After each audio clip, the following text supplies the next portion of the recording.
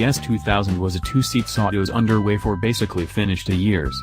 The last model was made in 2009, and as far back as Honda hasn't been giving a devotee. By and by, it shows up things will change later on. Not that long back Honda propelled the little S660 Autos, a key roadster especially centered around the Japanese market. Despite the fact that the early reports suggested that it may wind up being the fresh out of the plastic new S2000, it seems like these reports were not genuine. By the by, this does not propose the S2000 is lost. Truly 2 or 3 months back a few data rose about the up-and-coming 2019 Honda S2000. As of not long ago, the appearances of the 2019 Honda S2000 is still well under spreads.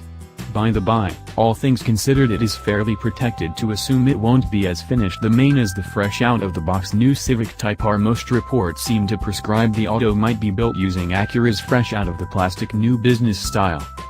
Like the specific original of the auto, the fresh out-of-the-plastic new S2000 will have a 2.0-liter longitudinally mounted 4-barrel motor. All things considered, there will be refinements as well. This fresh out-of-the-box new motor will be turbocharged, and it shows up Honda will use a 2-range electrical supercharging framework.